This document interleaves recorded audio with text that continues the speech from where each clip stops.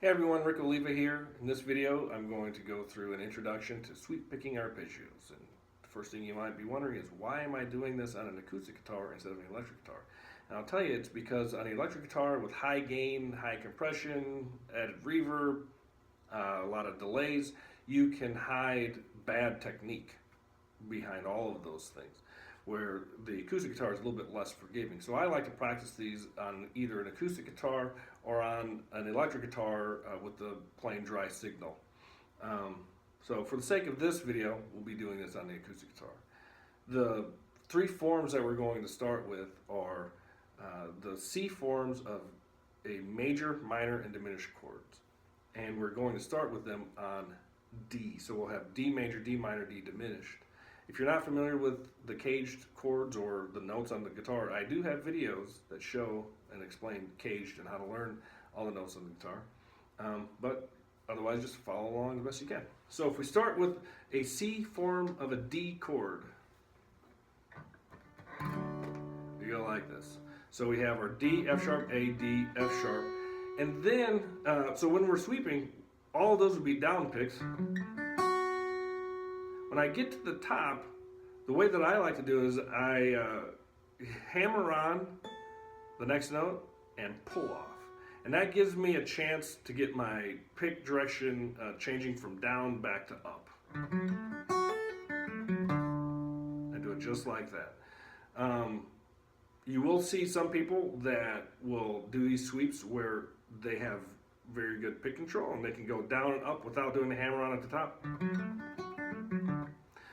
But oftentimes you'll see the faster you do that, the more time it takes or the more time relative to the other notes it takes to switch pick direction.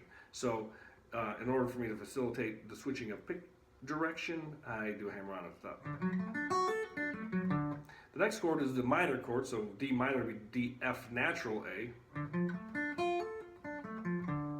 And then we have the D diminished, D, F natural, A flat.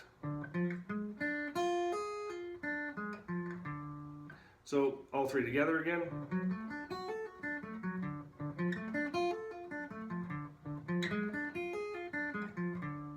Now usually when we're playing, we won't go through those three all in the same position. We'll play different ones depending on what chord we happen to be on at the time. So what we'll do next is we'll walk through a D major scale, playing the harmony for the root note for each scale position. So that'll be a D major chord, an E minor chord, F sharp minor chord, G major, A major, B minor, and C sharp diminished. And we'll end with the D major at the top. So it'll go something like this.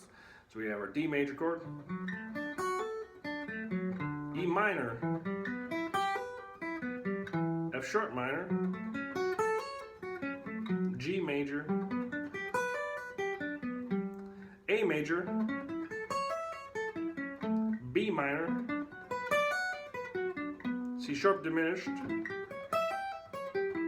and D major. Okay. Now, to make those go smooth, because as I mentioned before, if I get to the bottom, if I get to my first string, and I don't have that hammer-on pull-off, it's hard for me to switch pick direction and keep it smooth. Same thing if I'm going through these different chords. If I have to play the A string twice in a row with my pick, it's hard for me to switch directions to keep it smooth, especially when I'm going fast. So what I'll like to do oftentimes if I'm going through chords like this is when I get to the last note, I'll slide to the next one. So it'll go something like this. We have our D major, and then slide up to E minor, and slide, slide, and you get the idea.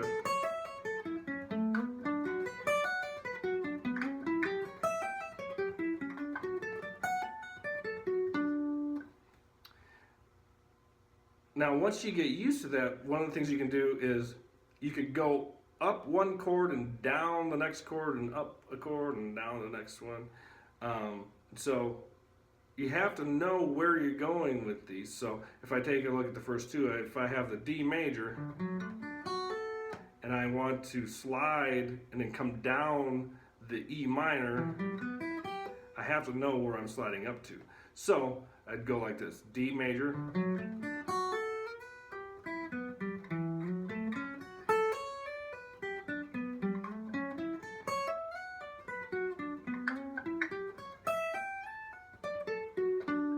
okay?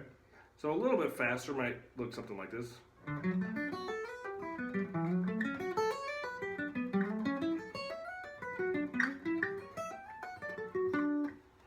Okay? So, from there, you might say, well, okay, but what if I'm not just going D, E minor, F sharp minor, G? What if I'm doing a chord progression like, say, a 1, 4, 5 or something like that? So, well, I could do the same thing. I could start on my D, slide all the way up, and come down on a G major, slide up to the A major, so this is my 5 chord, and then slide up to my D. So it would look something like this if I went a little bit faster. Let's see here.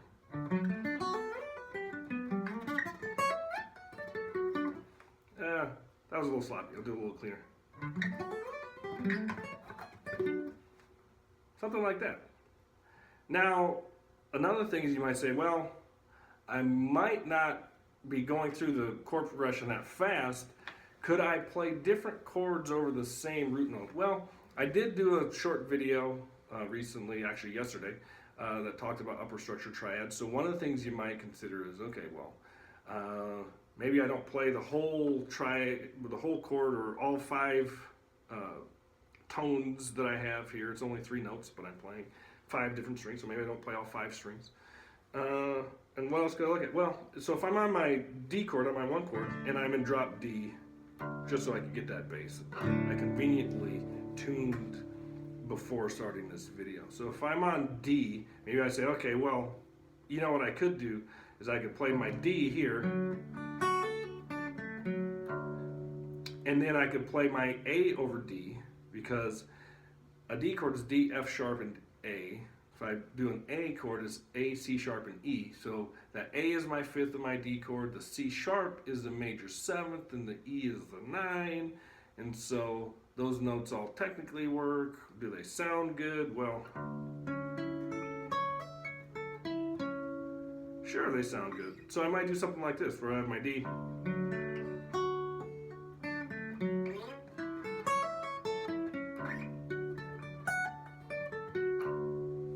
So a little bit faster might sound like this.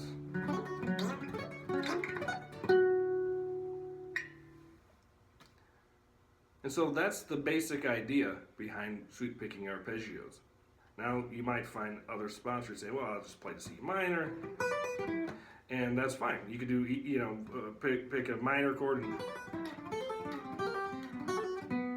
do something like that. There's all kinds of different fingerings that you could use, but this will give you a good start and a good background for creating your own exercises as you go. All right, thanks.